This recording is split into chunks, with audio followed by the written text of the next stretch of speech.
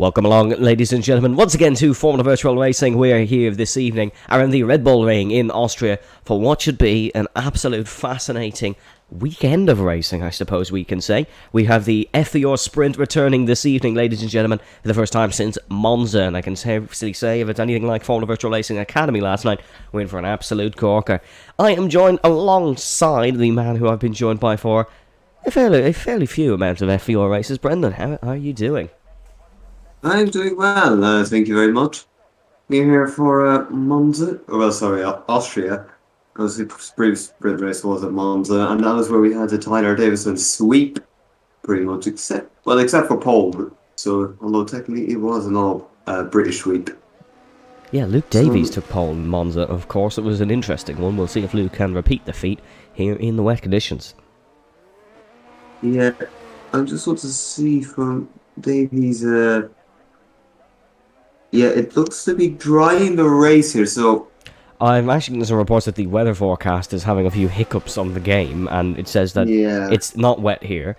In case you weren't aware, folks, and if Stevie Wonder is watching the stream, it is very, very, very, very, very, very, very, very wet here in the Styrian Hills. If this was Formula 1, I highly doubt we would be seeing any cars on the circuit, but here in Formula Virtual Racing, call us the Hardy Bucks, because everyone is out on the circuit, and we're on board with the Canadian Adrian Teiche, who has some experience in these conditions and usually runs fairly well in a wetter race. It's wet here in qualifying for the FVR Sprints and for the main Grand Prix. Of course, pole position is whoever tops this session, and then whoever wins the FVR Sprint picks up the official FVR Sprint award. And I believe that's how it's done in Formula 1 this year. It wasn't how it was, or how it was done in 2022. It wasn't how it was done in 2021. But certainly, if you do win the sprint, you pick up the Sprint FVR Sprint award. If you pick up pole position, you pick up pole position here in qualifying. But we're looking at Adrian Teicher starting a lap. Qualifying for wet races is usually fairly different. You usually see drivers just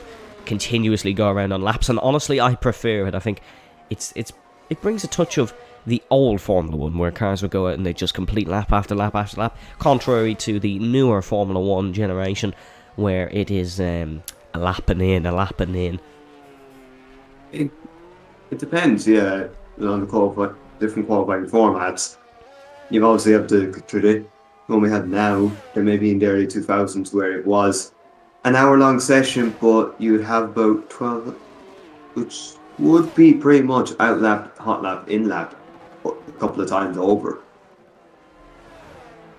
So it is a bit like that in a sense. Whoever you are, there is no limits on the amount of laps you can do now. As that's actually an Alfa Romeo round of, I believe that's Liam Houseman. That is Liam Houseman, who has been struggling a little bit with getting used to his new wheel, but we do hope everything is going okay for Liam Houseman. Adrian Teicher is going to get the first lap on the board here in Formula Virtual Racing for the Austrian Grand Prix. Let's see what the Canadian can do here. Obviously the times will probably get much lower towards the end of the session, but that's Adrian Teicher first across the line.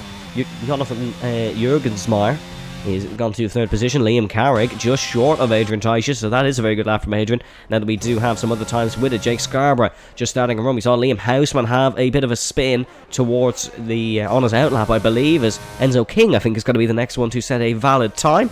He's heading through turn number 10, or apologies, turn number 9 of Rinth, and in towards turn number 10 of the Red Bull Mobile curve. Here comes Enzo King across the line, the Austrian, the home favourite.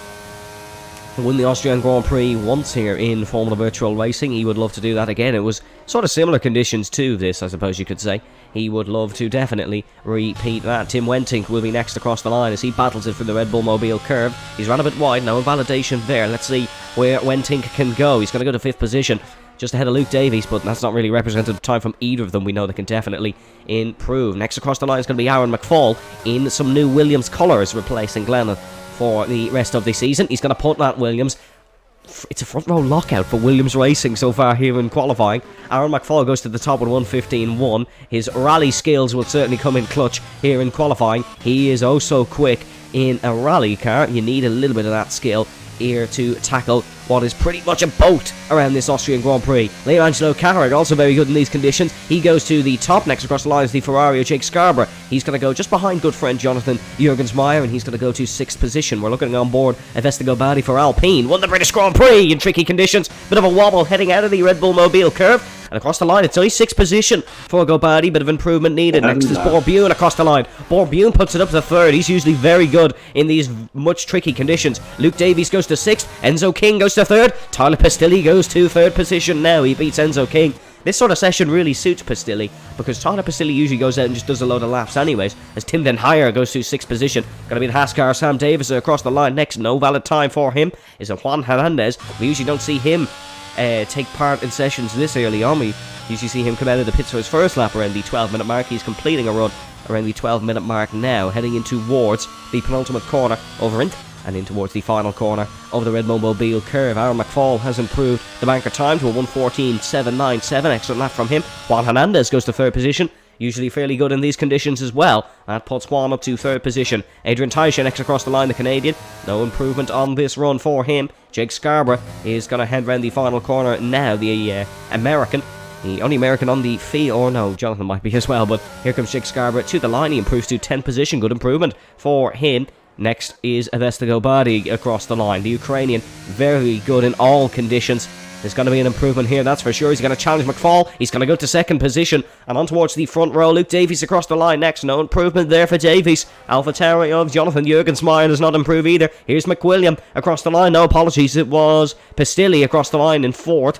McWilliam did actually go across the line, but he's in 11th position. McWilliam struggling a little bit in the early moments of this session. Liam Houseman across the line, he's in 15th. It's the Haas of Borbune and Sam Davis. Sam Davis jumps up to 14th position. Ferrari, Tim Wentink next across the line. Where can the Dutchman put his scudder in? No improvements for him. And then it was Enzo King with no improvements either. These guys are just going to probably settle down a little bit now for a moment and recharge the battery and get a couple of install laps in. But Aaron McFall on top so far here in Austria, a track he traditionally runs well around here in Formula Virtual Racing, and a track or conditions that he very much likes. McFall, is he going to be into the pits? No, going to be starting a new lap.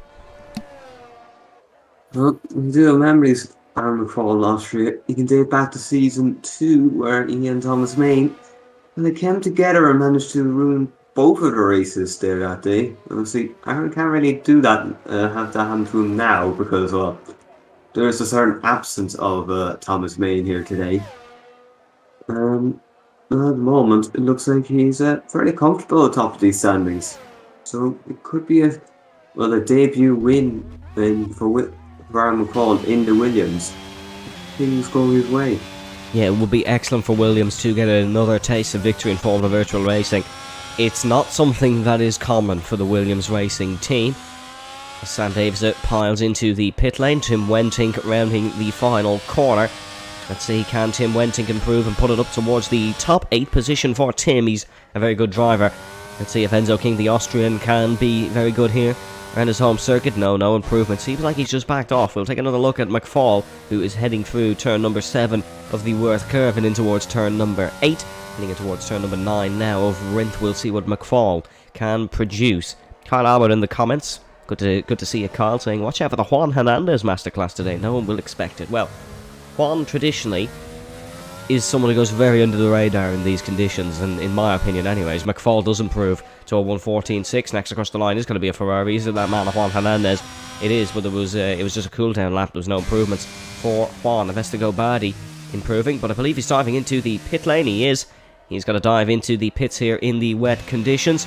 Tyler Pistilli heading around the final couple of corners now. There was some improvements in the second sector for him. Let's wait and see how Pistilli can do across the line. The Canadian goes onto the front row of the grid. Not a bad lap at all for Tyler Pistilli. He's usually someone who's quite good in qualifying. Took pole, of course, for the Chinese Grand Prix. We look at Liam Angelo Carrick, kind of drifting it a little bit through the Schloss Gold. Hi there. I'm just kind of want a bit of stability here in this sector. It's very easy to actually lose it if you are just a little bit too trigger happy at the throttle. Or it seems like he's being very careful with it now. Only putting it down fully once he reaches 6th. And then going into the multiple corner. This one we could very easily spin out, and he almost did. In the last corner, he's got to the exit. Now up to the line. Not much else you can do here, really. It's a 1:14.8. Good enough for P2 on the grid. Very good lap from Carrick. It did not look it. I definitely thought that was not going to be an improvement. Hernandez, he has made a mistake in his lap. He'll be starting another one. Luke Davies is going to dive into the pit lane, I believe, here. So Davies not going to continue on this lap. Might put a fresh set of boots on and just see what he can do. Very disappointing so far for Lewis McWilliam in this session. Did not have the home race that he would have wanted. He could wrap up the title here in Austria. I'd love to tell you the calculations, but I quite frankly don't know. But Lewis McWilliam would certainly love to win his second Formula Virtual Racing World Drivers' Champion. The only one who can really take it off him at this point is probably Vestigo Bardi, but he is well behind. Let's take a look at Lewis McWilliam then in the Red Bull, and I do apologise if you can constantly hear a clicking noise. That is me muting myself, so you don't have to hear me cough, as in case you couldn't tell. Evan is dying with a cold, unfortunately. Brendan is just off after COVID, but so Formula Virtual Racing commentary crew are not the luckiest people in the world, let's say. McWilliam is quite, I was going to say he was quite lucky because he's good straight line speed in the first sector, but that's a very horrible turn 3 of Remus.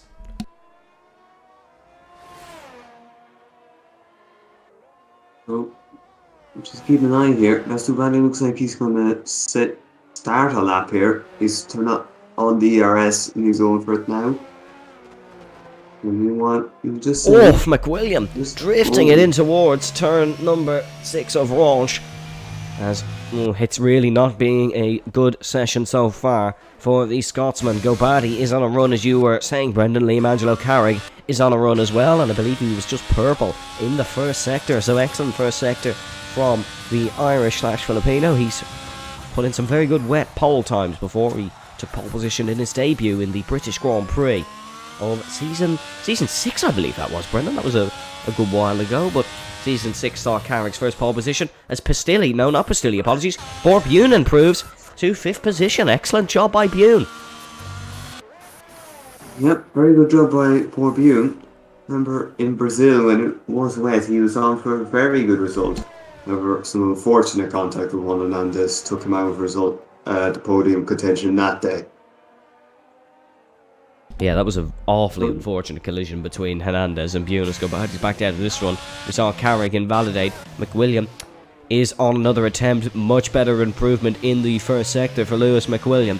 He is improving by about, or just shy of 0.2 of a second. It was 0.171 in the first sector as he heads down towards the Schloss Gold of turn number 4.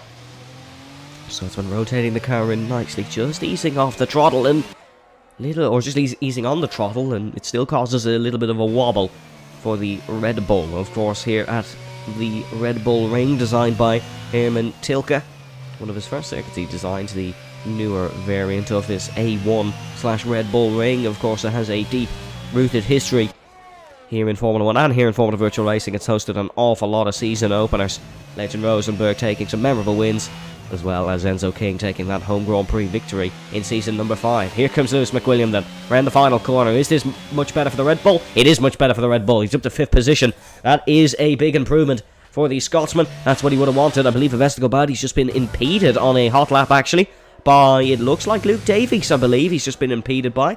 He is down 3.1 seconds, so might have backed off a lap as, Liam Houseman has been disqualified from qualifying for facing the wrong way. That's awful unfortunate for Liam Houseman, who didn't actually get to take part in the British Grand Prix. He was disqualified at the very start of it. That's awful for the Dutchman, who has taken 2 race wins this season. Investigo Badi, squarely out of the Red Bull Mobile curve. He's gone on another hot lap. Tyler Pistilli's finishing another hot lap. Will this be enough to beat Liam Carrick?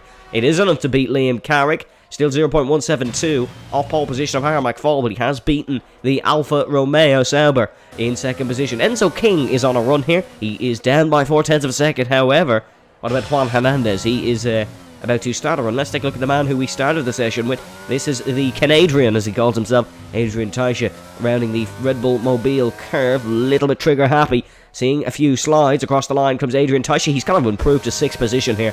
This is going to be an excellent qualifying result for the Williams. If it does finish like that, there was an improvement there, I believe, from Jonathan Jurgensmeyer as well, who's gone up to 8th position, and Enzo King, who is in 9th. Tim Wenting and Juan Hernandez running in unison on track. Maybe some slipstream being given. Sam Davis are down to 13th, and Jake Scarborough back into the pit lane. Luke Davies in 12th as well. He'll be looking to improve. Still a lot to be decided here in the dying embers of qualifying, but it is Aaron McFall on provisional pole position. He's not been able to improve in that 14.6 for quite some time in this session, as Jake Scarborough has retired from qualifying. No improvements to be found for him. I just want to point out, random fun fact here, while it's still relevant. The 5th row here at the moment is occupied by 2 Austrian Grand Prix winners in FVR, and I'll just say Enzo's managed to have a slight collision with the wall. Enzo has had a collision with the wall, and yeah, Tim Wenting has won here in Austria before as well. So a very experienced 5th row, a very experienced front row as well. Aaron McFall and Tyler Pistilli battling in intermediate conditions this year in Suzuka. This season as well in Suzuka, both in very blue looking cars here today. Aaron McFall, it would be something else if he could take pole position on his debut for Williams. Tim Wenting no longer on the 5th row. He's now in 5th position. Excellent improvement for Tim Wenting. Enzo King has ventured into the pit lane, which makes the next man across the start-finish checker Aaron McFall, rounding the Red Bull Mobile curve. Is there an improvement on that 1:14.6 by the Northern Irishman? Across the line, there's no improvement, and somehow that gap has just got closer between himself and Tyler Pistilli, despite Tyler Pistilli in the middle sector. So, I don't know. That's an interesting game. Fact is, Sam Davis, is he going to go out on the intermediates here? That would be a bold call. I don't think he's going to have time to get out of the pit lane. No, he was just retiring from the session. McWilliam battling it. Oh, on the outlap, it's has McWilliam actually disconnected here? No, seemed like it was just a bit of lag. Is Enzo King retiring from qualifying? That is that out on track actually? Yeah, I think so. Oh, Enzo, it is out on track. What have you done that for, Enzo? No, sorry, apologies, he's not. He's in the pit lane. That is Tim Den Heyer, who's down on track, and actually just improved to 8th position. So excellent job from Tim Den Heyer. Is an improvement for the Spaniard Juan Hernandez. He's going to get a bit of tow, actually, from his teammate in front. Bit of a distance tow. Here comes Hernandez to the line. Oh, big improvement for Hernandez. He's put it into 5th position. That's a third row lockout for the Scuderia here in Austria. Any improvement for Lewis McWilliam? No, he's just about to start a run. This will be the final laps of qualifying. If you are just starting it now, there is 30 seconds to go here in the Austrian Grand Prix. Luke Davies, currently slowest of those still out on the circuit. He's going to give it his all here, heading in towards Rindt corner of turn number 9. He needs some big improvements. He'll have one more shot, as there is still 15 seconds to go. He can start another lap. Will he need another lap? Here comes Davies across the line. There is an improvement for Luke Davies, but it's not enough for a positional improvement. He's going to have to put in some mighty times. Here's Tyler Pistilli into the pit lane. McFall and Pistilli have ended the session, so it's all there for the taking between Carrick, Gobardi, Hernandez, who is improving. Wentink, no improvement from him, unfortunately. Oh, and there is a spin from Juan Hernandez. The Spaniard has spun. Tim Wentink is into the pit lane. Borbune will be next across the line for Haas. Is it another impressive qualifying performance for Borbune? It is not. It's going to be only 7th position. What about Adrian Taisha? Can he put his Williams right back up there? He does it. 6th position for Adrian Taisha. Tim Wentink is into the pits. There was no improvements for him. What about Lewis McWilliam? He's normally very good in the dying embers of qualifying. It's that last run that has seen impressive victories be claimed this season from the Scotsman. Across the line comes the Scotsman. No improvement. He spun it across the line. He wasn't confident. What about Liam Carrick? He just needs to find a 10th of a second to take pole position in this final sector. Here comes Liam Carrick across the line. It's not to be, as Gobardi is round. Luke Davies, Gobardi's been disqualified. It's a horrible end to Avesta Gobardi. It all lies in the palms of Luke Davies, who took pole for the sprint once before. It's going to be 8th position for Luke Davies. Aaron McFall is on pole position in his debut for Williams Racing. Tyler Pistilli alongside him on the front row. And I'm just making a point here for Avesta's championship. He's outscored by about 20 points today. I think he's knocked out of the championship fight. So, getting disqualified like that is not going to help. Well, good thing for Avesta Gobardi is he can't recover in the FVR sprint.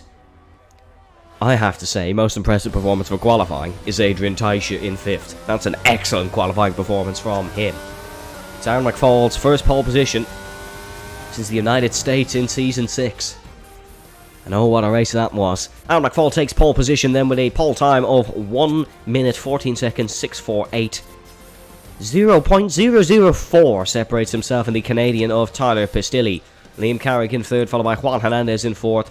Adrian Taisha in 5th, Tim Wentink 6th, Luke Davies in 7th, Borbune in 8th. Lewis McWilliam in 9th, Tim Den Heyer in 10th, Jonathan Jurgensmeyer in 11th, followed by Enzo King in 12th. Sam Davis at 13th, Jake Scarborough 14th, and then 2 disqualifications for Avesta Gobardi and Liam Houseman. Ladies and gentlemen, we'll be back shortly.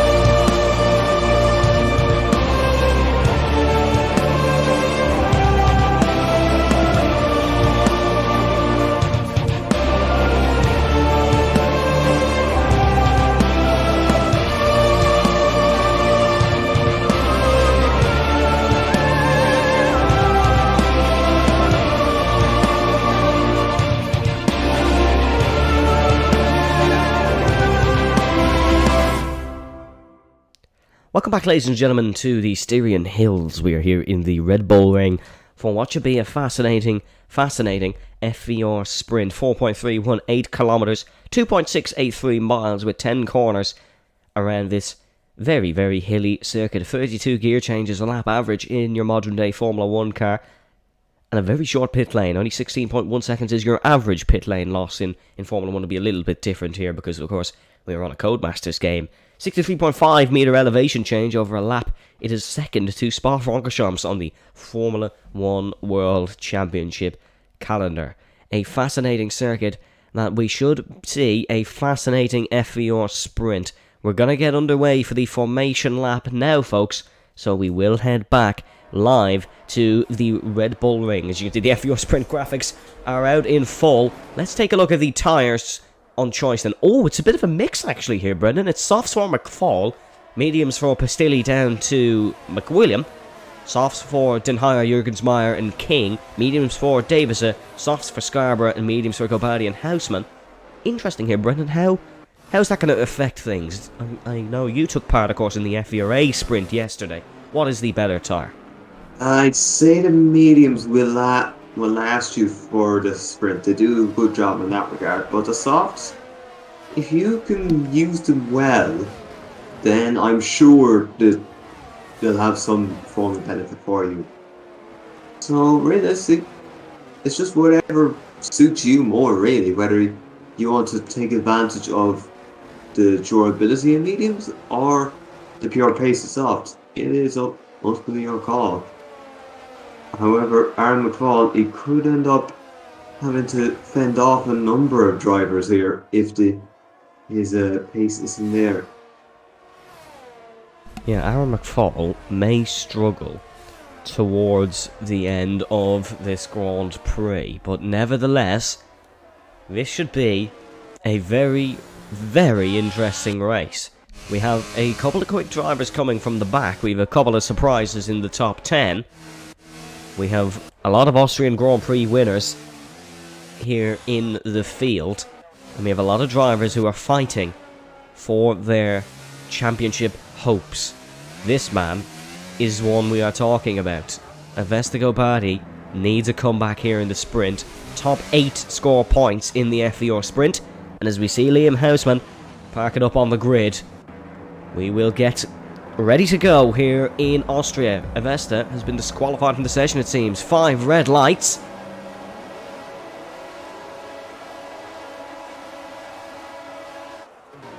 And we go racing here in Austria. Excellent start from Juan Hernandez there in 4th position. Great start from Aaron McFall as well. He leads in towards turn number 1. Hernandez up the inside of Liam Angelo Carrick. Hernandez right on the back of the Alfa Romeo Sauber. Avesta's disqualification was just parking on the grid. Nothing to do with the race. Pastilli looking to attack into turn number 1. The Canadian wants to lead. Once again an FVR in the FVR sprint. Bit of contact between the two. Hernandez piles into the back of the Red Bull. McFall goes across the corner at Remus. And now Liam Angelo Carrick is up to 2nd position.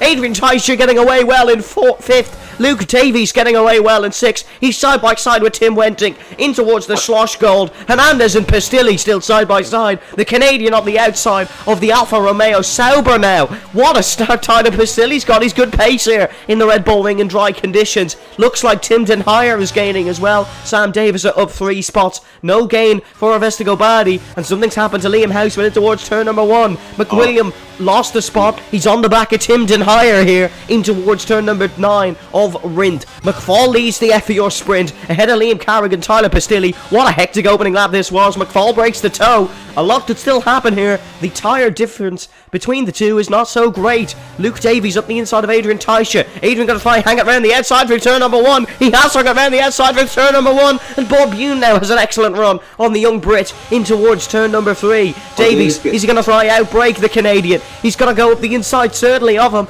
Is he able to get the move done? Adrian runs a bit wide, but if a wheel tap between the two. Under goes Borbune. Is Borbune going to get the both of them? No, Adrian just with exceptional straight line speed and exceptional traction out of turn number 3 of Remus. Davies got to look up the inside. It's a huge send from Luke Davies. Very uncharacteristic of him. It's not going to work out here, and Borbune's got to sit just behind. Excellent racing here in the start of the FVR sprint. Well, Tim giving Lewis a bit of a tap there, but seems like Lewis is all fine. he's still got he has to go through, but any points here he can gain would help him see. Oh, Davies, this is a bold move up the inside into Rins. Taisha gonna try hold it around the outside. That's a class move from Luke Davies. That is a really, really good move from the young Brit. Looks like Borbune's gonna try and dispatch Adrian Taisha as well, both on the mediums. Both very strong pace in the early stages of Austria. Taisha really loving holding it around the outside foot there. Now Tim Wenting going to attack Borbune. Borbune might be getting some flashbacks of previous battles with Ferrari this season, but Tim Wenting clears through, and Tim Wenting up to 7th position. Borbune going to try, hanging around the outside, not going to be too successful. Gets caught on the curb. This could be another spot for McWilliam, who seizes the opportunity. Up the top though, Liam Carrick is going to be side by side with Aaron McFall. Pistilli look to make it 3 wide. McFall's been hit. McFall's been hit. They're 3 wide on the exit of the slush goal. In towards turn number 6 of Remus. Tyler Pistilli leads the FVR sprint in Austria. He was 3rd going into the previous corner. Unbelievable racing. Juan Hernandez right on the back of these 3 as well. Don't count out the Spaniard here for his first ever FVR sprint victory. What class racing this truly is. And to think, this is all keeping everyone else in it. You just don't know who could end up on top here if things go their way. Although it seems like Adrian is being a bit of a buffer for somebody. Says Lewis McWilliam, is he going to go for 2? He is. He's going to go for the double. It's double trouble into turn number 1. The Nicky Lauda curve, a move Nicky might be proud of. With 3 wide on the exit of the corner. Tim Wenting side by side with Adrian Taisha and Lewis McWilliam. This Ferrari tucks into the back, up the top of 2nd position. McFall and Carrick still scrapping. Hernandez looking to get the traction on the Alfa Romeo, but Liam Carrick, exceptional straight line speed. He's going to look to the inside and towards the Schloss Gold. Pistilli leads still here. Carrick, is he going to look up the inside now? Defensive manoeuvre from Aaron McFall. This is a class scrap. Certainly the one race where my voice is going, this is not the one we needed. This is a brilliant battle here in the FVR sprint. We've seen brilliant battles. Brazilla last season, unbelievable scrap. None of these names were involved in it. It was Davison, Rosenberg and Robin Westling in that battle. It's Pistilli, McFall, Carrick and Hernandez here in this one. And don't count out Luke Davies. He is still in a very comfortable position in 5th position. He's gained quite a few spots, and I think Luke Davies' goal here will be focusing on the main Grand Prix. He's usually better over a longer race distance. Only 12 laps here in the FVR sprint. It's a fairly compact Grand Prix. Aaron McFall though, are those softs starting to fall off a little bit? Luke Davies, I have to say, has got a brilliant exit out of the Nicky Lauda curve. He's not going to be up alongside Hernandez, I don't think, as it looks like Enzo King has dismantled Adrian Taisha. Borbune and Jonathan Jurgensmeyer side by side in towards turn number 3. Borbune's going to get this spot done. Oh, bit of contact on the curb. Jurgensmeyer gets on that yellow sausage curb. Gobadi goes through, and Avesta Gobadi up to 11th position. Honestly, I thought he'd get a bit more by now, but nevertheless, Avesta Gobadi, he'll take anything at this point. He'd love some points, but only the top 8 can score them. Lewis McWilliam is championship rival, currently picking up a very few crucial points maybe. He's on the mediums, so he might be able to get McFall, and I have to say, Brendan, despite the softs being the quicker tyre, it's a lot of medium runners here in the top 8, only 2 on the softs. It is Aaron McFall in 2nd and Enzo King in 8th. Yeah, it's seems to be odd ones out really, although Tim has meant to pass Tim Higher now puts himself up to 9th. He gets past Adrian Taisha. It seems like Adrian's wet pace was a lot better than the dry as Timton Higher for Aston Martin. This is one of very few times we've had both of these Aston Martin drivers on the grid, and it looks like Avesta Gobadi's got past Adrian Taisha. Very unfortunate for Adrian, he's just falling backwards here as Gobadi. Yeah, Avesta definitely heard me say I thought he'd make a bit more because he's got 2 more spots now.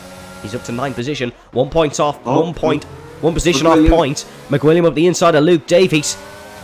The Mercedes is certainly going to fight this one. He's still technically in with a shout of the championship. So Luke Davies is going to go down the inside in towards the Slosh Gold. Luke Davies starting to get his elbows out a bit in form of virtual racing. You certainly need to, but it was not enough on this occasion. Lewis McWilliam held it around the inside. Luke Davies! Oh, that's a bold one up the inside from Luke. It's not going to work out here. He's going to have to tuck behind in towards the Worth curve of turn number 7. Liam Carrick certainly getting close to Aaron McFall in front. We saw the delta gap go to just under 0.2 of a second briefly, and these guys are starting to catch up to Tyler Pistilli. The DRS is being a big help here in Austria. It's providing us with some excellent racing. Wenting might look to get past Luke Davies now as well, as it seems like Luke has just deployed all his battery a little bit too early. Avesta Gobadi picks up the fastest lap. If you are interested at home, folks, no fastest lap point here in the FVR sprint. Liam Carrick hanging it around the outside. There is a chicane there now in real life for MotoGP. It's absolutely flat out in towards turn 3 for these Formula 1 cars. Side by side on exit. Carrick just much better on the traction. And so is Hernandez. Bourbune's retired here from the FVR sprint. Heading through turn number 3. And we have a full course safety car. May that have saved those on the softs. It saved Aaron McFall as he was about to lose 3 positions to Juan Hernandez, Liam Angelo Carrick, and Lewis McWilliam. And settle. We go to a period of calm here in the beautiful calming hills. The full course safety car is out and Tyler Pistilli will have the pleasure of his first FVR safety car restart. What happens now, Brendan? Is it a case of just stay out and hope for the best, or will we see anyone dive in? Personal preference at this point, although it seems like Pistilli's staying out, Carrick's staying out, and they're all staying out. Yeah, everyone's just not really willing to sacrifice. Oh, Den Heyer's gone. Den Heyer is in, so he's trying something. Yeah, I think Gobadi wants to just take track position. And Jonathan Jurgensmeyer as well, and Jake Scarborough, and Adrian Tosh. Yeah, I think all these guys are going to be in for a set of softs. Not scoring points anyways. Yeah. So may as well try something. No, actually, I would say Gobadi might not be in the best position here. No, because he's going to have everyone behind him on a very quick set of tyres. If, of course, they didn't have to use the Pirelli softs in qualifying, so they have those for the main race.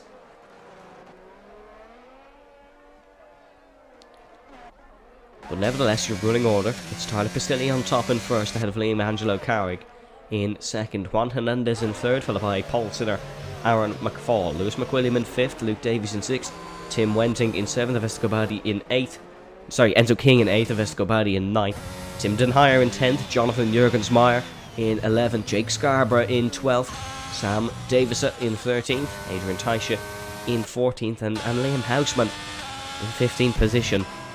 This is going to be a very interesting restart. I think we will have about 4 laps of racing when we get going once again. And of course we'll have 36 laps of this excellent racing when the main Grand Prix comes, but the sprints usually a little bit more chaotic, less laps. You have to make every move count if you're enjoying the action so far here in Formula Virtual Racing. Make sure to... we're going to just hold a second. One's round. Big mistake. Big mistake for Juan Hernandez. Wait, he has spun and broken his front wing. And Aaron McFall has come into the pit lane. Is there going to be a wing change here for the Williams? If there is, I think we can make an assumption. No wing change for Aaron McFall. He's gone for his fresh set of softs and he's fallen to 14th here. This is really weird, as now Red Bull have 2 cars on the podium at home. Yeah, this is very, very peculiar, I will say. I would like to get an idea of what happened there, because I think we caught him round, but we don't know exactly what made him go round. Yeah, we saw Juan reversing out of the wall, but I really don't know how he ended up in the wall. This puts Lewis McWilliam in an excellent position, because as of right now he's picking up some very nice points for his championship.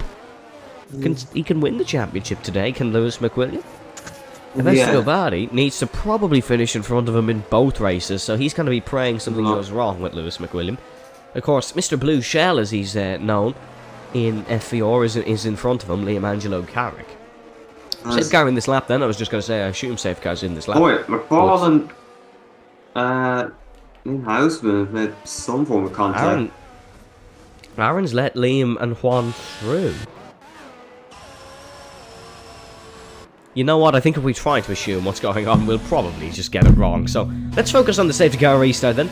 Tyler Pistilli, the Canadian, will be the first Canadian, to win a Formula Virtual race if he was to win the FVR sprint. And a race, let's say. Not FVR sprint, a Grand Prix. You can have that argument if you want, but nevertheless, he's work to do, and we go racing once again here in the Styrian Hills. Excellent restart from Pistilli. Carrick in hot pursuit. So is Lewis McWilliam as they enter the Niki Lauda curve. Luke Davies still trying to get a bit of temperature back into his mediums. 9-lap old mediums now for all these guys as Tim Den Heyer picks up the second penalty of the day. Sam Davison with the other one. Up the hill then, in towards turn 3. Here comes the best of Gobadi up the inside of Enzo King. Those 9-lap old softs are not going to feel too nice, and he's actually been hit round by Tim Den higher. Vestigobadi gets tapped out of the points. He's got to be really difficult to try and get back in them now because it's the fresh, soft-running tyres who are right beside him. Jake Scarborough looking around the outside. Timden higher looking to try and get past Enzo King as well. Gobadi out. Oh, he's been hit by Scarborough. Into the wall goes the Ukrainian, and Vestigobadi. That's any chance of point here today gone. Any chance of a potential race win got on the main Grand Prix. He'll be starting 15th and on the back row of the grid here for the main Austrian Grand Prix. Jonathan Jürgensmeyer has gone around the outside of Enzo King. Lewis McWilliam will be loving everything about that because he's in a very comfortable position to seal his championship today. Scarborough picks up a 3-second time penalty. It's not going to matter now. He's miles at the back. He's 7.6 seconds off Aaron McFall and the rest of the field. There's still a scrap for the race win. Everything could still go wrong for all these guys at the top. Turn 3 awaits. I think Pistilli will be well in front. Whether Hernandez can attack? No, he cannot attack here.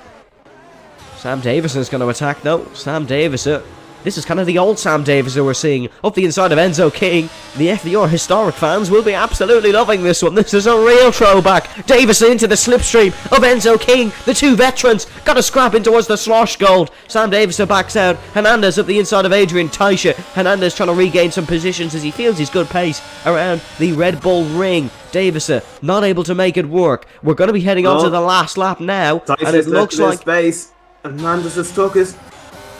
Hernandez has taken it onto the last lap of the Formula Virtual Racing Sprint here in Austria. The final lap of sprint racing action this season. Pistilli leads it. Cantata Pistilli started from first in another Formula as well. Things just get bad to worse for Liam Houseman. Heading up the hill, Pistilli's miles in front. He's 0.7 of a second in front. McWilliam bedded into third now as well. I don't think much is going to change in the top 3 here. Lewis McWilliam breaks late, runs a little bit wide. Maybe Davies could get a better exit. No, McWilliam's got a much better exit. And I think this could be curtains. I think Pistilli could have this one in the bag. And McWilliam will pick up a podium here in the FVR Sprint. What an excellent result that is, as Vestigobadi, of course, not picking up any points. The championship will be all but sealed if he doesn't do it today. Davies still attacking though. Luke Davies would do everything to start one position higher in the main Grand Prix. Speaking of higher, Timden higher on the back of Tim Wenting, rounding the final corners. However, Tyler Pistilli is going to take a memorable FVR sprint victory. The Red Bull Racing man will become the first North American continent driver to ever cross the line in first position in an FVR race. Pistilli wins the sprint here in the Red Bull ring. Carrick comes across the line second, Lewis McWilliam third, Tim Wenting in fifth, Davies fourth, Jonathan Jürgensmeyer will come home in sixth. Juan Hernandez saves some points in 7th. Adrian Taisha will get a solitary point in 8th position for his efforts. Timden higher in 9th. Sam Davis in 10th. Liam Houseman 11th. Aaron McFall in 12th. Jake Scarborough will be in 13th position. What a controversial one that will be. Vestigobadi won't be happy with Jake Scarborough, and the other guys he made contact with. McWilliam picks up your driver of the day by the in-game fans. Yeah, that was an exciting sprint there from McWilliam now. I believe all he'd have to get now is maybe a podium and, well, another no score from Avesta, and that would be championship wrapped up. Well, your FVR sprint results and starting grid for the main Grand Prix will be Tyler Pistilli, who takes the FVR Sprint Award, Liam Angelo Carrick in 2nd, Lewis McWilliam 3rd, Luke Davies in 4th, Tim Wenting 5th, Jonathan Jürgensmeyer finishes in 6th, as it's just gone off my screen. I do apologise, folks. It has completely gone off my screen, but we'll run you through the grid when we get back. As cars just fly by. But ladies and gentlemen, we'll be back in a few moments.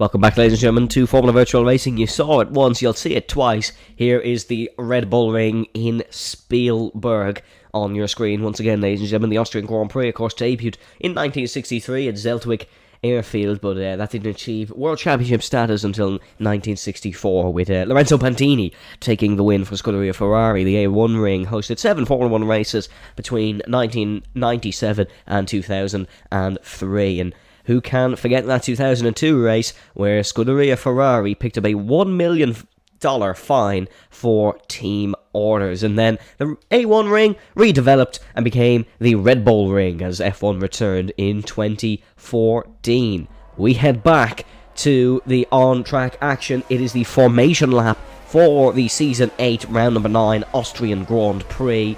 We can renew through the grid and tyres now. It's Tyler Pistilli on pole position on the hards, and then it's hards all the way down to Juan Hernandez, Adrian Tyson, Sam Davison 8th and 10th, trying the mediums, and the mediums for Enzo King in 14th, and Bob Bune in 16th. Brendan, is it a simple hard medium, or will we see some other strategies if we get safety cars? Well, yeah, if all went to plan here in terms of no safety cars, yeah, it is a simple hard medium or medium hard. But if safety cars do come into play, you may see it benefiting some medium runners early on, or you might see some hard runners convert over to the medium and maybe just try either go long, or they might convert to maybe a two-stopper if the circumstances do allow for it. Of course, here is a reminder of your championship standings before today, folks. Lewis McWilliam leads on 141 points over Avesta Kobadi in 81, and is Luke Davies on 76, Sam Crumpton on 66, and Thomas Main in 5th on 63. We'll be popping that up throughout the evening, folks, so do not worry about that. Red Bull has been on the started first a few times this season, but this is only the second time where it is Tyler Pistilli and not Lewis McWilliam. It's not a front row lockout at home for Red Bull. If they could finish 1-2 here today, that would be quite something. Borbune, for the first time in a long while, will be the last man on the grid here. Borbune has been oh so consistent, and I imagine we may see a points finish for him today. Borbune lines up in his grid slot in the Red Bull Ring as the start lights come on. 4, 5 red lights. And we go racing here in Austria. Really good start from Liam Angelo Carrick in second position as there's a big crash behind. Huge collision. Hernandez and Houseman already out of the Austrian Grand Prix. Full course safety car just as we head through the Niki Lauda curve. Looked like Tim Denhyer just got on the grass, came across, and we are down to 13, entering turn 3 for the first time. Not what anyone wanted to see here in the Red Bull Ring. Houseman, Hernandez and Scarborough are out.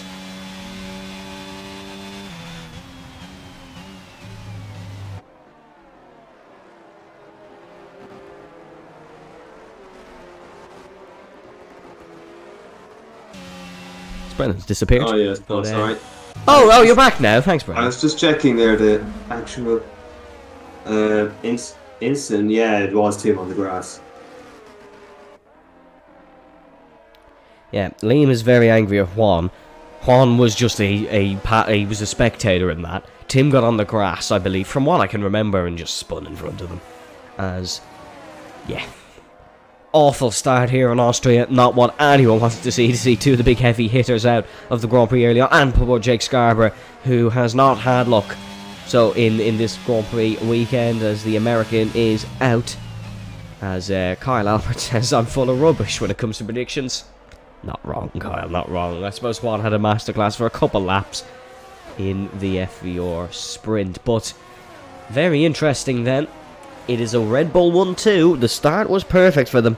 Pistilli held the lead. McWilliam got past as a bit of a kerfuffle here, it seems. Luke Davies in 4th, Tim Wenting in 5th. We'll get the positional change on your screen. Your biggest gainers on the opening lap. Renzo King, Avesta Kobadi, and Borbune. Avesta back into the points. That'll help his case in terms of the championship. 2 pitters already. Aaron McFall and Tim Denhyer. I believe Tim's was from damage, and somehow, after causing the whole first lap thing, Tim Denhyer is still actually in the race. Oh, yeah. Well, Houseman is asking for a safety car restart. Or, sorry, no, he's asking for a race restart. Race restart, I mean, sorry. we can't restart a race every time there's a first lap collision. Yeah. As much as we'd love to, we unfortunately can't. It's not fair. Scarborough saying when the door gets shut on you, I'm afraid. I'm sorry. No, that was for the sprint. That was for the sprint. I know. Well, I want to say, I'm sorry, but I'll have to disagree with you on that one there. Well, we didn't quite catch the incident on stream, so we're not gonna give a comment on it. We'll let the stewards decide that one. But still, all staying out on the hards. It'll be a long stint for those on the hard tyres. Adrian Taisha, your top medium runner, in 7th. He's behind Jonathan Jurgensmeyer in 6th position. Sam Davison in 8th, also in the medium. So is Enzo King. We're going to bring up the standings to remind you of proceedings here. Of course, there's a lot to be decided. We have one safety car already, but Lewis McWilliam, a pretty dominant lead in heading into round number 9. That lead would be extended, but would it be extended by enough to seal the championship? Well, I'm not going to do the maths because they'd probably be very wrong. But nevertheless, McWilliam doing everything he needs to. Whether team orders would come into play and allow the Scotsman through, we will have to wait and see, as I can't imagine Pistilli would like to give up his first Grand Prix victory. He's really fought for it, and it's really been a long time coming. Yeah, Tom Pistilli is in a good position here, although his teammate has now appeared, and well, that might be a problem for him, because his team might be thinking, if I can just win the championship here today, it'll make my life a lot easier. Safety car is in this lap. The home team are in formation at the front of the grid, leading the Constructors' Championship. This would all but seal it for the Red Bull Racing outfit. Lewis McWilliam could probably challenge for the Constructors' title on his own at this point, but he has the perfect wingman in the form of Tyler Pistilli. Normally, Tyler Pistilli is not great off the line. It's been brilliant off the line, or he's been brilliant off the line. The car's been brilliant off the line on both occasions here, especially in this main Grand Prix. How good How good is your restart, Tyler Pistilli? Oh no! The perfect wingman has hit the championship leader round on the race restart. Raving about Pistilli has led to nothing but a horrendous mistake. We go racing in Austria in controversial circumstances. Lewis McWilliam is into the pit lane. It's all gone wrong as we're ranting and raving about the home team. The Austrian outfit have had a nightmare through Rindt. The Austrian named corner, not giving the Austrian team any luck. Avestegobadi up the inside of Enzo King. The doors open wide up for Avestegobadi in this Grand Prix all of a sudden. Things are going right maybe for the Ukrainian for once. Tim Wenting looking to try and hang it around the outside of Luke Davies. There's a bit of contact between Carrick and between Pistilli. Bit of contact between Davies and between Tim Wenting. Luke Davies is the man in 3rd position who'll come out on top in this battle ahead of the Dutchman. Adrian Taisha up to 5th position. He's got past Jonathan Jurgensmeyer. Adrian Taisha in a very good spot here in this race. How everyone would love Adrian to get a really good result. There's no one in the paddock who dislikes Adrian Taisha. Maybe, just maybe, it's Adrian's day. He's had some excellent races this season. Williams and vibes would be Williams and success if Adrian wants to take 5th position. Yellow flag. That is for Aaron McFall in the final sector. All the top names tumbling here in the Austrian Grand Prix. Maybe a surprise winner for the first time this season could well and truly be on the cards. It's been the quickest man who's won every race this season pretty much. Whether that would be Lewis McWilliam, Liam Houseman or Avestegobadi, it has always been the man who was quickest on the weekend who has won. As of now, the man quickest on the weekend is Tyler Pistilli. Luke Davies having a bit of a wobble. Maybe Tim Wenting can put his name in the hat. Maybe Tim Wenting can look up the inside into the slosh goal. Davies tried to take his usual racing line. Tim Wenting saw the gap. Luke Davies got to try and get the perfect exit of the Scuderia Ferrari in towards turn number 6 or Franche. Tim Wenting is back on a Formula Virtual Racing podium prematurely as Tim Wenting takes 3rd position here in the Austrian Grand Prix. Spinner Davis around. Sam Davis has had a big spin through Orange in towards the word curve, and now the Haasman's going to fall back to 12th position. Oh, so unlucky for the Dutchman. Yeah, and what? Oh God, it's gone again. That's not. Sam Davis. That's just warm tyres, I think. I think that's just warm tyres and the motorsport version of Butterfingers, maybe, as Sam Davis just spins it round once again. 0.8 of a second separates the race leaders. Enzo King gets past Tim Denhire, so Tim's race not going much better since that awful opening lap collision. And Vestago Badi going to get past Jonathan Jurgensmeyer, and now he has the Williams in front of him of Adrian Teiche. Jonathan going to look back up the inside, no, just backs out of it at the right time. Jonathan Jurgensmeyer seems a very smart racer, and what we've seen on his debut here so far in Formula Virtual Racing, he's ran very well in this main Grand Prix, a great result in the sprint. Now in 7th position, Lewis McWilliam says, remember the name, I'm still here, sets the fastest lap of the Grand Prix with a 1:07.793. If I know the Scotsman well, I pretty do know the Scotsman, I quite do know the Scotsman well. Just don't rule him out of this one just yet. Yeah, well, I suppose he's going to have a companionship on the racetrack here with Sam Davis just ahead of him. It might be nice for him just to see someone else there. But he is a bit off, but then again, as you said, you can't write him off. As you're not wrong there, Brendan. Usually driving with another car is much easier. Those two can help each other and get a bit of DRS, but there's going to be no help between Jurgensmeyer and Borbune. And Avesta Gobadi gets past Adrian Teiche as well. Gobadi, 1.5 seconds to catch Luke Davies. If he can catch Luke Davies, he'll latch onto the race leaders. Or will it be Tim Wenting that he's trying to catch? Because Davies is going to look up at the inside and towards turn 3. I'm seeing a little bit more of a racy side from Luke Davies. Maybe he watched a few Ayrton Senna clips yesterday evening. But Luke is certainly looking on fire here. And he has the pace. He's keeping with the front 3. Luke Davies normally has a very good race every season. There's been no race win from so far this season. Maybe his time is now. Of course, didn't have a race win last season either, I believe, but he had an excellent Saudi Arabian Grand Prix performance. Yellow flag, that is Sam Davis around as Jonathan Jurgensmeyer is looking around the outside safety car. Full course safety car, this to bring McWilliam back into proceedings. As there is a full course safety car, Borbune got the job done on Enzo King, and Jonathan Jurgensmeyer got the job done on Tim Denhire, it seems. As could be a bit of an issue here between Borbune and Enzo King. Hopefully not.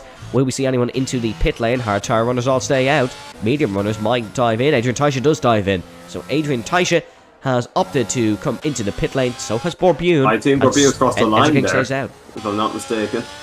Well, I imagine there'll be a report put in if Borbune has crossed the line. Probably from Juan Hernandez still, but Borbune has entered the pit lane. So has Aaron McFall. Lewis McWilliam is on fresh medium rubber. If he's 2 sets of mediums, he can just do a medium to the end of the race and still be in with a chance of things. But Tyler Pistilli now still leads the Grand Prix. Oh, he won't be feeling the better of that mistake of the safety car restart, I can tell you that. He's just going to have to get that out of his head and try bring home 25 points for Red Bull Racing. Oh, McWilliam, he's in, and he's took the right line in there, so McWilliam not taking anything for chance. So he's all back to the hard tyres, it is. And McWilliam probably feels like they're good enough, and they'll probably be slightly advantageous now as he's been able to give them a few laps of a break. And then if there isn't on the safety car, McWilliam can probably go back onto that set of mediums because he's only did 3 laps on them. It's not been too harsh of a stint. But Teiche, Borbune and McFall on fresh mediums. McWilliam on 3-lap old, hards. Apologies, not mediums. McWilliam still on 3-lap old hards, but there'll be little to no wear on it. And Sam Davis also on the hards. That safety car was brought out by the Sam Davis spin. No DNFs. We still have 13 runners. It's very interesting to see what does happen. Actually, that's Jonathan Jurgens a bit momentarily taking the lead. But yeah, Jonathan Jurgens, if he got across the line in the race lead, he's technically led a lap. I don't think he has, but the AlphaTauri is in for the medium. So it could be a 2-stop from Jonathan Jurgensmeyer. And maybe he's trying something different. Well, I mean, he is trying something different, but maybe he's attempting to try something different. There was certainly no wing change, and he'll be on much better tyres than those around him. Whether the pace is there, we'll have to wait and see. But he's got to get out in front of Lewis McWilliam. Yeah, he's ahead of Lewis McWilliam. Sam Davis is in. That also brings him back into proceedings with the safety car. So you might see Sam Davis makes some gains in this race. Soft tyres. Oh, that's a gamble. That's an odd gamble. But a gamble nonetheless.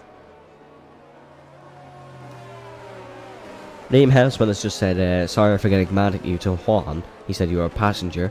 Meaning, hi Liam if you're watching the stream, because that's exactly what I said, so thanks for stealing my line.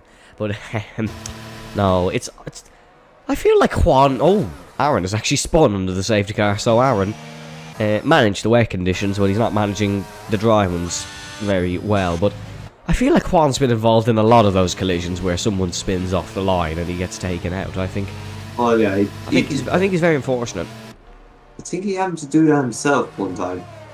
He did spin and take Jake Marsh out back in Monza, I believe, season 4 or 5. No, I believe that was the other way around. I thought Jake definitely hit him in Spa.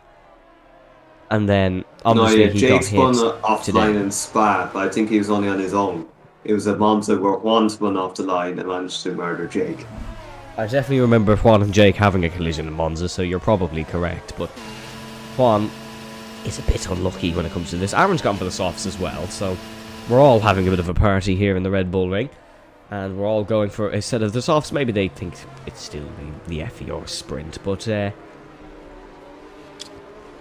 interesting nevertheless. Pastilli, by the way, drives oh so close to the safety car and scares the living daylights out of me. He drives so close to the back of it. If that safety car jams on, Pastilli's into the back of it. Oh, well, yeah, if you hit the safety car, then you're, let's say you're in a bit of bother then. Well, no, you're just a front wing damage. No, I think if you hit the safety car properly, you are in trouble. Yeah, well, you definitely are. If you overtake the safety car, you are disqualified. But if you hit the safety car, you're going to the back because you have to pit. But you'll probably get a penalty as well. Nevertheless, safety car is in this lap, so Pastilli does not have to worry about that. What Pastilli needs to worry about is accidentally swiping someone on the safety car restart. I don't really think it was Tyler Pastilli's fault. I think he just ran wide and ended up hitting Lewis McWilliam. But it was an absolute freak accident. And the Scotsman and the Canadian won't be feeling the better of. Heading through Rintonen, the corner where that incident took place, the corner where we've seen a few overtakes, Pastilli runs wide and now puts the power down and we go racing. Once again, a form of virtual racing. It's a much better restart from Tyler Pastilli, similar to his one in the FVR sprint. He's a bit of experience doing them now, and he's absolutely nailed it. Tim Wenting has kept with Liam Angelo Carrick, so they've both been caught out equally, so to speak, by Tyler Pastilli. Luke Davies with this train as well. Enzo King is also with this train. If Gobadi can get past Enzo King, that would put him in a good spot as he'd be with the race leaders. King's not really had the pace that the race leaders have had, but maybe the Austrian has. Oh, what's going on here, Brendan? Tim's hit the back of Avesta. He has, and he's up alongside of Gobadia. Free wide, actually, entering in towards the slosh goal. Adrian Teicher looking for this one as well. Gobadi in front. Den Heyer going to try and fish it round the long way. Gobadi defends it. Very nice move from Gobadi. Den Heyer needs to be careful not to cut across Adrian Teicher. Heading through the slosh goal, or the raunch now, apologies. Adrian Teicher trying to be up and under Den Heyer. Bit out of shape. For Tim Den Heyer. And Adrian Teicher about round. Contact between the Canadian and the Dutchman. And they are both round here in the Austrian Grand Prix. This promotes McFall and McWilliam up to 9th and 10th. Davison still attacking Aaron McFall as Davis is actually round himself now. The Hassman having a spin through Rint corner. Aaron McFall and Lewis McWilliam battling. McFall just weaving now is Aaron as he's looking to try and get past Lewis McWilliam. He's on much better ties. He's actually hit the Scotsman. In towards the Nicky Lauda curve. He's got a much better exit. I suppose that's one way to tell Lewis to get out of the way. He's just bumped him in towards the first corner and he has got through. Aaron McFall up to 9th position. Lewis McWilliam down to 10th. Gobadi not able to make any inroads on Enzo King. The mediums will still be in relatively good nick. So Enzo King should still have some pace. McFall has actually spun. Aaron's actually spun. So Aaron is going to fall behind both Sam Davis and Tim Den Heyer. The two Dutchmen. Den Heyer look to go up the inside. McFall going to try a bit of a switchback. Still has some toasty tires on that Williams after his little bit of a spin. But it seems like it's all okay. And Den Heyer just going to try attack Sam Davis. So the gap is... Oh, no, he's not. Sam Davis around again. Heading through the Worth curve. Sam Davis has fallen to the back once again behind Adrian Tyson. Tyson's had a huge moment himself. And McFall and Den Heyer still side by side. Aaron McFall should well have this one. And Tim Den Heyer's going to try an up and under using the little access road to the pit lane. Not successful. Aaron McFall threw in the better tyres. And Jonathan Jurgensmeyer is attacking Borbune as well. As the DRS now active. Jonathan should have this one fairly easy as he's done much better rubber than Borbune at this moment in the race. Uses a bit of the grass even, does Jonathan Jurgensmeyer, just to make sure he's past the Haas. He is well past the Haas, and that's an excellent move by the American. Tyler Pastilli just getting out of the way of Liam Angelo Carrick. He is not under threat at this point. Vesta Gobadi still not able to get past Enzo King. However, these guys have dropped Jonathan Jurgensmeyer, so Avesta does have a bit of breathing room behind him if he does lose a couple of tenths of a second. There is no one immediately behind like the rest of this DRS train, but I have to say they're all managing it well. Yeah, Avesta, he needs to pass Enzo as soon as possible here because, well, at the moment, Luke Davies is set to become the closest challenger to Lewis McWilliam in this championship fight. But if Vesta can start making some moves, he can move himself back up into that challenging position.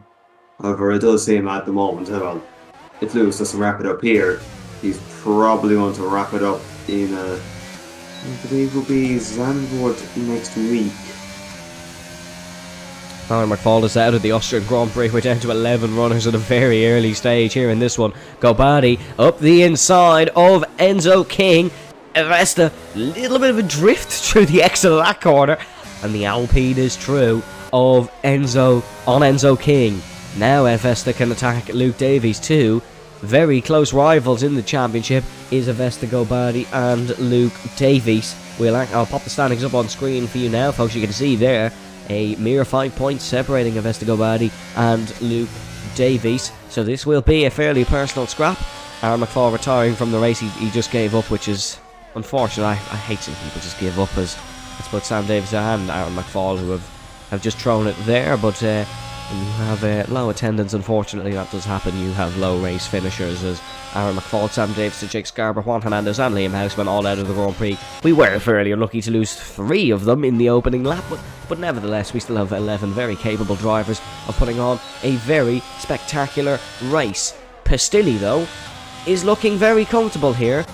Although I would just like to remind you, as it looks like Avesta Gobadi actually is going to try and overtake Luke Davies. We will come back to that point in a moment. Down the inside, in towards Remus. And now on the exit, Davies has been very good here all afternoon. But it looks like Avesta Gobadi is even better. Jonathan Jurgensmeyer has had a bit of a spin. He's lost positions to Borbune and Lewis McWilliam. And looks like Davies still going to try hanging around the outside. The Alpine is through. Davies gave it all his fight. He gave it all. But unfortunately, Vesta Gobadi takes the spot. Jonathan Jurgensmeyer has repassed Lewis McWilliam. Jonathan not hanging about. He sees a threat in absolutely nobody. And Jonathan Jurgensmeyer is back up to 8th position. What I was going to remind you is that Borbune, Jonathan Jurgensmeyer, Lewis McWilliam, Adrian Tyson, Tim Den Heyer have all made pit stops here in this Grand Prix. Meaning, they're in a fairly decent spot. He's in. Oh, Lewis McWilliam is in. Yeah, he did look a bit slow there. Has something gone? Is there some front wing damage maybe for the Red Bull? I certainly didn't see anything happen, but has Lewis McWilliam made contact maybe with Jonathan Jurgensmeyer? There's no wing change. He's gone for the softs. Lewis is... Oh, I don't know what Lewis is doing. He's throwing this one away. He's not really gaining much here anyways. I'm not... Maybe just going to hope for a safety car. He didn't want to go back on his used mediums, clearly. Of course, he has a set of used mediums from the FVR Sprint, so he's gone for a set of softs. He'll try to do everything and hope for another safety car, I think, is what he's going for. But we still have 20 laps of racing here. He'll need maybe even 3 sets of the soft compound tyres if he wants to do that. So everything going right for Avesta Gobadi, but the chances are Lewis could see... everything almost wasn't going right for Avesta Gobadi. He's had a wobble and a half heading through turn number 8. And now, he's a little bit off the back of Tim Wenting. But Gobadi could still win this one. If he was able to win this from the pack, it would be an unbelievable performance from the man who's still looking to wrap up that Formula Virtual Racing Championship. Was in great position last season, wasn't able to do it due to outside factors.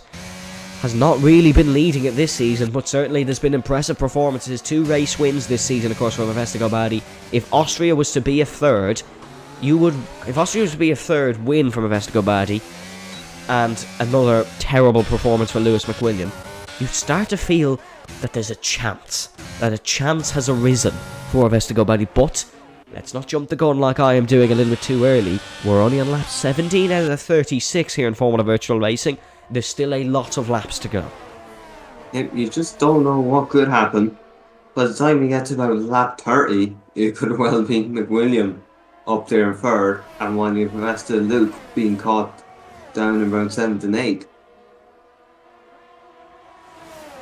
So you just don't know. You just do not know what could happen.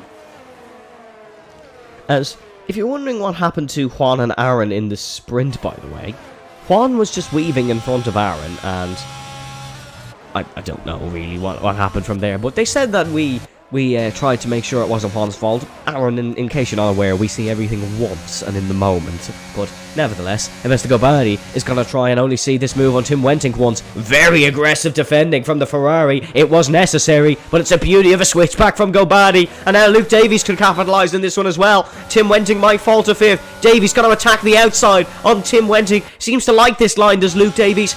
He can take any line he wants. He's headed to the braking zone. Excellent move from the young Brit. And Tim Wenting is going to have to sit behind Luke Davies. This is one of Luke Davies' better performances this season. I can tell you that for nothing. And Luke is into 40th. Love a podium. A mistake from those in front might see him get that podium, as I do think Pistilli, Carrick and Gobadi are the quickest 3 on the circuit. Maybe even Gobadi quickest. That's certainly no necessary order involved. As I have to say, Liam Carrick, he's ran steady in this race. Finished 2nd in the sprint. Currently 2nd in the main Grand Prix. He's doing good, only lapping 0.2 of a second off his personal best. Yellow flags. That is Adrian Taisha, who's gone off, heading through turn number 8. Yeah, unfortunate for Adrian. Them tyres are just, you see, they dust the gravel up from, dust from being on the gravel. So it's just going to be a little less grip for a couple of corners here until they pretty much wash away the dust and becomes a normal tyre. For Adrian, he's still on for points here at the moment. He can get a race. Oh, they will check his... Yeah, he is. He's still in 10th. Well, yeah, and McWilliam would have to be making a lot of progress here to get within the 3 seconds and keep in there, even with considering his tyres. Gap up the front went very, very low for a moment, and on the first lap collision, I've seen it again. I think Juan could be in some trouble from the stewards. He pushed Timden higher off the circuit, which caused the spin. But anyways, we'll leave that one for the FVR stewards. Gobadi, huge wobble. Gobadi is driving this like it is a drifting Toyota Supra. And Avesta Gobadi is putting maybe Evans Hard up a few beats per minute, as Scarborough has left the session now, unfortunately. Carrick got very close in the braking zone. I think that's where Liam Carrick is getting most of his time. We should be seeing these guys into the pits fairly soon, as usually it is 20 laps on one tyre, 16 on the other. They might extend it for a few laps, but an undercut might be a viable option. Maybe if your name is Luke Davies or Tim Wenting, or even Enzo King. I'd say Enzo he's put a really good stint on these mediums. I thought he would have been in the pits by now. Yeah, what tyre does he go on to now is the real question. But he's going to have to go on the hard, surely. Yeah, I suppose so. However, would you be willing to extend this longer for the softs, or do you think these tyres are just not taking? Oh, no, I think it'd be puncture territory if he was to try to do that. He's had a bit of help with 2 safety cars, mind you, so anything is possible. But I think Enzo King will have the worst condition tyres out of the top 6 as of now here in the Austrian Grand Prix. The top 6 separated by 3.2 seconds. It is still oh so close. It's one of the closest races this season in FVR. Usually we don't get trains like this. We just get a few battles splotted all over the field. But King, I have to say, still keeping with these guys is quite impressive. Enzo King, it's been over 365 days since he last took a podium. in Formula Virtual Racing. If he was somehow to become a 2-time Austrian Grand Prix winner, I think that would maybe cap off an excellent FVR career, but as I say that, he picks up a 3-second time penalty. And that maybe might just be a lesson for Evan to be quiet. Well, Borbun's just in the gravel, so I'm not sure if it's really going to impact on Enzo's finishing position. Wentink in. Wentink is in. Kenzo King goes around the outside, so is Tyler Pistilli. So the man on the mediums is actually going longer than two of the hard tyre runners. Tyler Pistilli, maybe covering off an undercut from those behind, is in for a fresh set of the Pirelli mediums. Where are these going to come out in respective to Lewis McWilliam? Well, they're going to be well in front, as Lewis actually made another pit stop that I completely forgot about. But Liam Angelo Carrick leads, King up to 4th, Borbune 5th, Jonathan Jurgens-Meyer in 6th, as Adrian Teisch has picked up a 3-second time penalty. Wentink and Pistilli are going to come out in quite a nice gap here, actually, because Tyler Pistilli has come out. Oh, Wentink, bit of a wobble. I was going to say they've come out about 6.3 seconds ahead of Adrian Teisch. But Tim Wentink has come out 5.2 seconds behind Tyler Pistilli, so Pistilli has got a much better pit stop, and Wentink locks up. Wentink locks up in towards turn 3 of Remus, and heading down towards turn 4 of the Schlosskull. That gap is increasing even more. This could be a very good call from Tyler Pistilli if he wants to win. Carrick's committed to the pits. Is Avesta Gobadi going to commit to the pits? He's going to hang it in. No, he's going to stay out. Gobadi stays out. So does Lightning Luke Davies. So does Enzo King. How is Enzo staying out on those tyres? I don't really know, but Liam Carrick's committed to the pit lane now. Let's see where he comes out in relation to Tyler Pistilli. Pistilli's heading through Rint and heading through the Red Bull Mobile curve now. What an excellent choice of strategy by the Canadian. It's 3.1, it's 3.2, it's a masterclass. Yeah, you say for Vesta, get into the pit lane, because otherwise you're in a bit of trouble. As he is going to pit this lap, so does Lightning Luke Davies. Why do I have a scary feeling Enzo's not going to pit this lap? Yeah. My scary feeling was absolutely correct. The man on the mediums stays out, and maybe Enzo is hoping for a safety car. Gobadi and Davies in. Mercedes first box, Alpine about 5th or 6th. So let's see. Can maybe get the jump on the best of Gobadi? No, Gobadi well in front. Pistilli sets the fastest lap of the Grand Prix. He's going to be light years ahead of these guys as they're only exiting the pits now. Here's Liam Angelo Carrick. He's going to be well in front. Let's have a look. You can see the two cars exiting the pit lane. It's a lot closer between Carrick and Gobadi. Tim Wentink, not successful in his undercut adventure. He wasn't able to gain anything from it, which just goes to show the laps Tyler Pistilli's just put in. 3.3 seconds in front now. The Red Bull looks oh so comfortable on home turf for the team of winning this one. Jonathan Jurgens-Meyer stays out, as I'd like to remind everyone at home that Borbune can go to the end of this Grand Prix. I certainly don't think he's going to win this Grand Prix, but he can go to the end, technically. The tyres are going to be in pretty horrible nick, but technically him and Jonathan Jurgens-Meyer can go to the end of the Austrian Grand Prix. Enzo's staying out again, so I'm not sure what they expect. Enzo is just waiting for a safety car or soft tyres at this point. There's no chance he's coming in for a set of the hards. Yeah, I suppose we saw the softs able to do 12 laps in the FVR sprint. Yeah. Maybe he's just going to try and get them to do 10. He'll be very quick. He'll lose a lot of time, unfortunately, on the race leaders, but he will be very quick come the end of the race. Maybe just trying to get back on the podium. Here comes Jonathan Jurgens-Meyer around the outside of Borbune. Borbune just lifts off the brake and brakes later. It's a Michael Schumacher tactic. Jonathan Jurgens-Meyer gets the better exit. Who's going to come on top in this one? It's going to be the AlphaTauri, surely. Borbune with a bit of aggressive defending. All fair, all legal. Jonathan Jurgens-Meyer is the much better exit, much better straight line speed. Dispatches his battery at the correct times. And Jonathan Jurgens-Meyer is second in the Formula Virtual Race on debut. Excellent performance so far by him. And Luke Davies 5/10 of a second behind Avesta Gobadi. And what was a 3.3 second gap between the top 6, Luke Davies is now the only man, other than Borbune, in the entire circuit to be able to deploy his drag reduction system wing. Yep, it's nothing for Jonathan. He's doing well in these mediums to keep pace and be able to pass him when he was on the hard tyres. So, well, Enzo's staying out again, so I think this is more verging on, well, drive until the tyres explode. Yeah, it is, which makes you correct, unfortunately, Brendan, and me wrong once again. But Borbune's going to try and attack Jonathan Jurgensmeyer once again. Avesta Gobadis, that's the fastest lap of the Grand Prix. And I have a feeling these two are going to become a real important factor on who wins this race. I cannot see these two pitting, because as you can see Borbune coming around the outside of Jonathan Jurgensmeyer, there's still a lot of grip in those tyres. Jonathan with arguably better grip than Borbune, as Tyler Pistilli's coming up behind these. If Pistilli is held up quite a bit by these, that could allow Liam Angelo Carrig back into this battle, which would make things very, very interesting. Certainly. Gobati is back into the DRS of Liam Angelo Carrig with the help of that fastest lap. Unfortunately, Tim Wenting is not catching up to these either, so he may be out of contention for this one.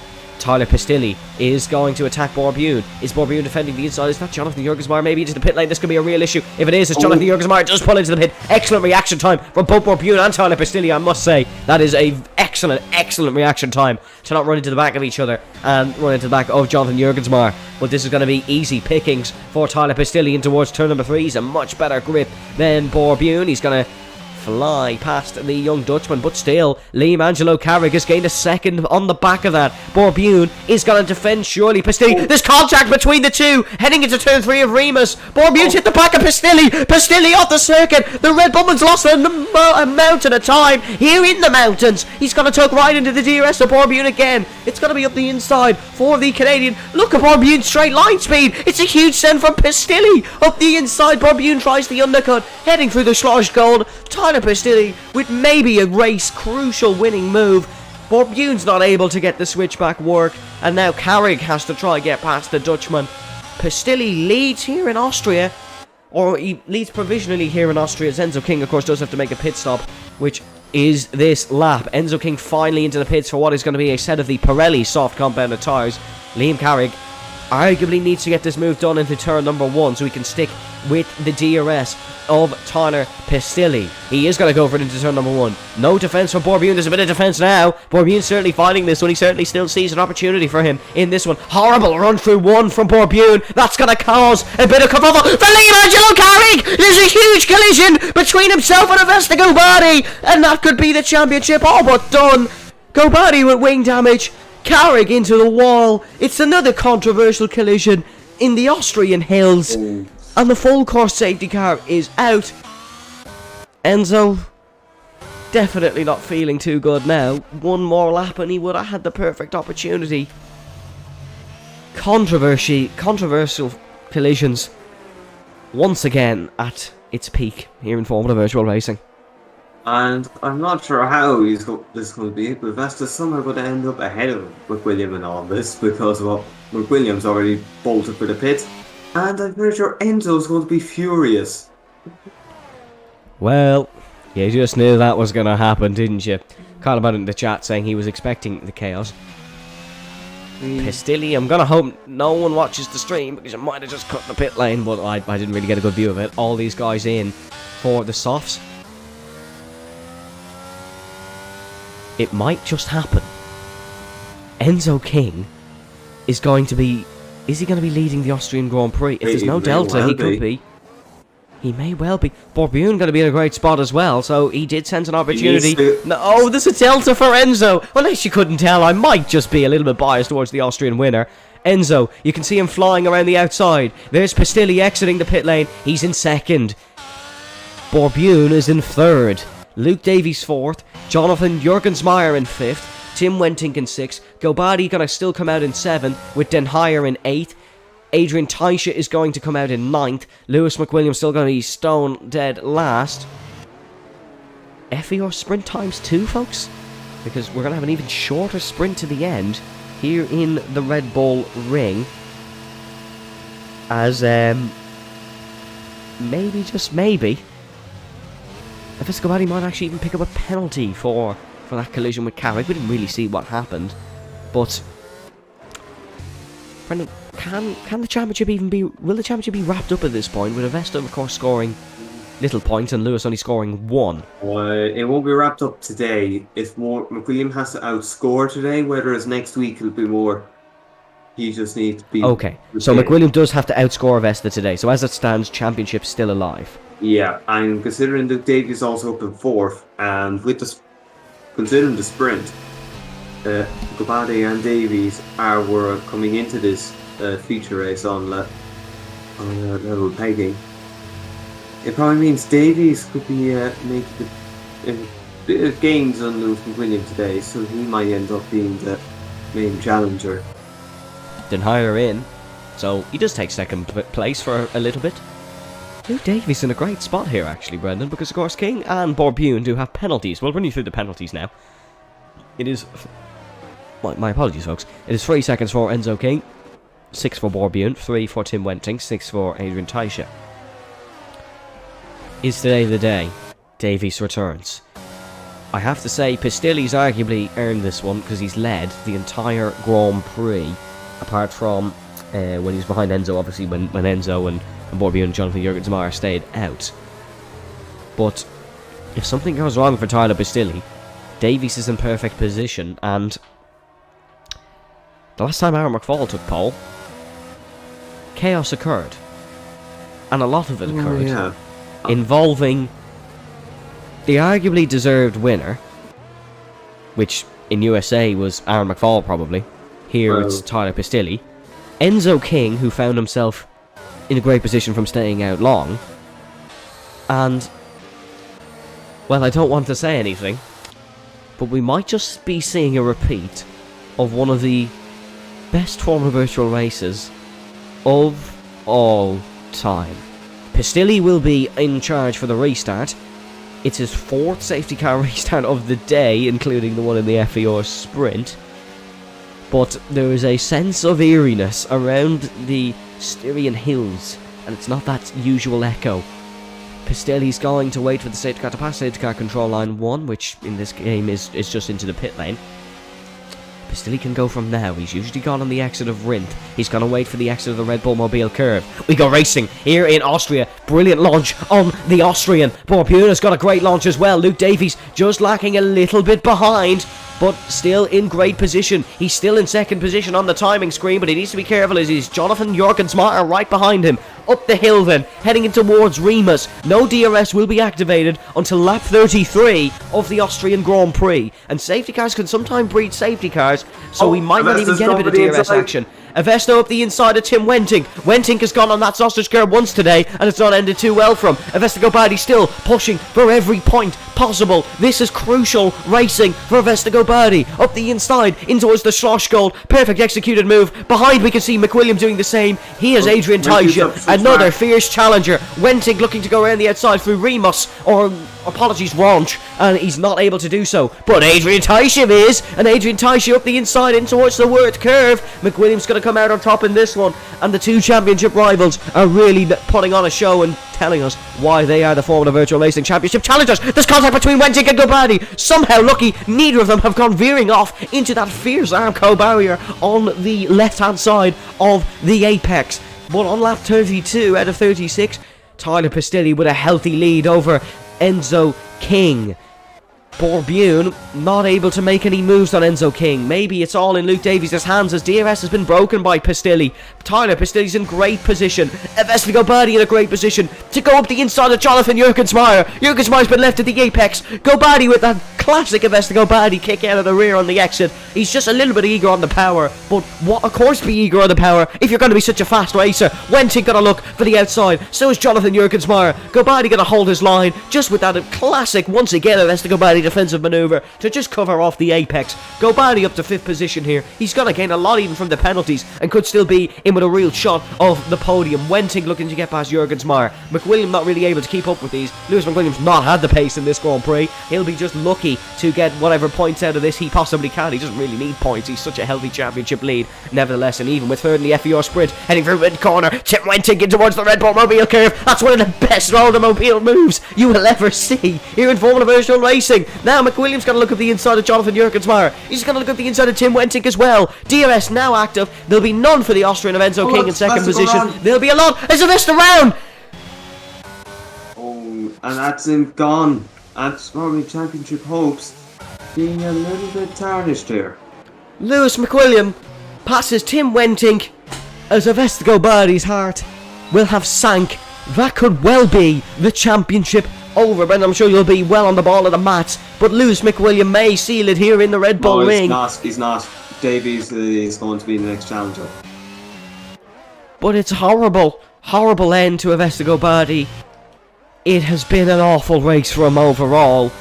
In hindsight, it's awful. Hindsight is 2020, of course, but still, it is a terrible, terrible FVR weekend for Avesta Badi.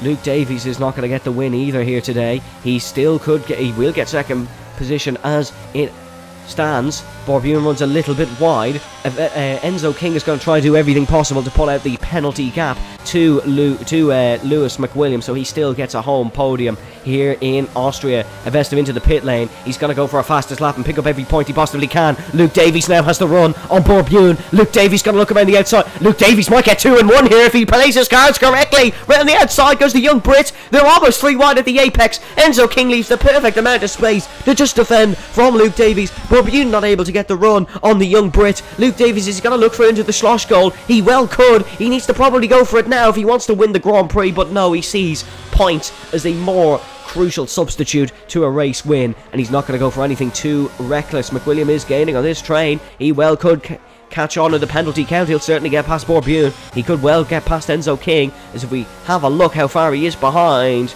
it's less than 3 seconds to Enzo King. Oh no, apologies, it's not. It's about 5 seconds to Enzo King, so he needs to be careful.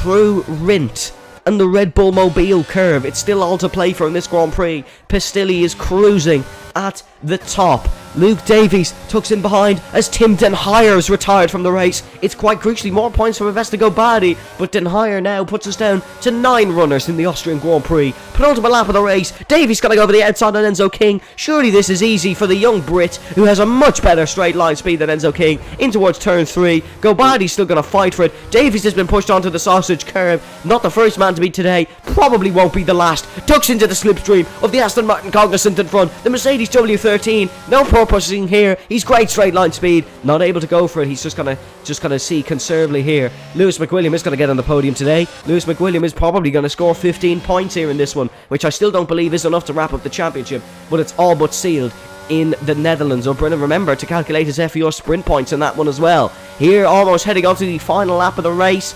Brendan, just put in when you have that match done, of course, because we do want to know if McWilliam seals the championship today. I think that was put in earlier. There's about... Oh no, he physically can't outscore. Okay, so Lewis cannot outscore Avesta anymore here in Austria. He needs to outscore him by 38 points if the sprint results do stand. But Luke Davies would go tied with Avesta Badi if everything was to stay the same. It's been one of Luke's better performances, but he does have to put a little bit more effort in to get past Enzo King. Here he's gone for second position. Now Luke Davies is through, late on the brakes from Enzo King. He's got to surely outshoot the corner. No, Davies hangs it around the outside. Luke Davies is... Oh no! It's all gone wrong for Luke Davies. McWilliam is going to take second. It's going to be a Red Bull 1-2. It's an undeserved Red Bull 1-2 as Borbune's looking up the inside of the Scotsman. McWilliam tried to defend it around the outside. Tim Wentingham still in with a shout here. It's all gone wrong for Luke Davies in what was a classic performance from the young Brit. It's not been his day. It's not been anyone's day here in Formula Virtual Racing. McWilliam runs wide. Borbune or Enzo King might still end on the podium. Rounding through Rint, rounding through the Red Bull Mobile curve. It is the Red Bull, and for a first Formula Virtual Racing victory, Tyler Pistilli wins in Austria. Enzo King going to come across the line in second. Does he get another podium for it here at home? He does get another podium here at home. Jonathan Jurgensmeyer will come across the line fourth on debut. Adrian Taisha, I believe, is going to come across the line and get seventh as Luke Davies takes sixth. It will be mean absolutely sweet FA for Luke Davies, because it could have been second until the last lap when Enzo had a stupid move at the inside. Might well get a penalty for it. Avesta Badi crosses the line in ninth position. What a race here in Austria. It's the result the fans may not have wanted. It is a Red Bull 1-2. Well, 165 minus the 83 points for Avesta is going to be 82 points, and Luke Davies, with his points being added, I think he's on 85. That would be 80 points difference. I think William has this championship wrapped up.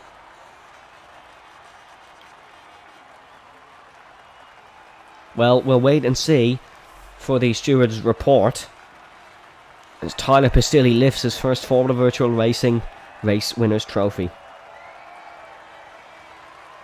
Yep, so, well, provisionally first win for Tyler Pistilli. And provisionally for now, I think it would be a second championship for Lewis McWilliam. Lewis McWilliam, it is the perfect race for Red Bull. As you can see, that's the sprint results, we don't need them. The race results, as ladies and gentlemen, I believe it is Lewis McWilliam's championship. Thanks to Brendan and Khalil for saying it was impossible and ruining the moment, but nevertheless, it is Tyler Pistilli who finishes in first position ahead of Lewis McWilliam in second, Enzo King in third, Jonathan Jurgensmeyer fourth, Borbune fifth, Luke Davies sixth, Adrian Taisha seventh, Tim Wentink in eighth, Vestigo Badi in ninth, and Tim Dunhar, he won't get a point because if you do DNF, you do not score points in FVR. Vesta did get the fastest lap, so he will pick up an extra point. He'll pick up 3, but ladies and gentlemen, we'll try and see can we get some interviews from the top 3, as that was a race of chaos. Indeed, it was a bit of a race of chaos. And for some people, it really didn't treat them well.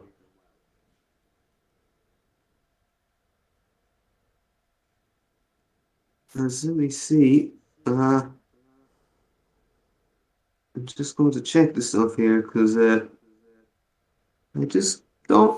don't want to be prematurely declaring. I just want to be absolutely sure here. Based on what the game has said, Lewis gets 24 points and Luke gets 13. That would be 11 points gained on Luke this weekend. So, based on, if I do some calculations here, is 65 plus the 13 or the 11 he's gaining. Luke might just stay in it. Might just. Lewis is celebrating, by the way, so he feels it's all wrapped up. Yeah, and I'm just trying to see here. I can't be certain just yet. Well, it does depend on the result of all this. It does depend on the result. It will depend on the steward's report as well, but make sure to follow all our social channels, as we will be, of course, we will, of course, be posting the championship results there. But from Austria, we do head to Zandvoort next week, where it'll still be an excellent season of racing. Luke Davies he's not feeling the better after that one, and I have to say my heart is absolutely broke for Luke because he drove the perfect race and it was ruined. But ladies and gentlemen, thank you very much for tuning in. It's great to see some of the familiar faces in the comments. Make sure to stay tuned to all our social channels to get the results of this race. Stay safe, stay well, and we shall see you next time.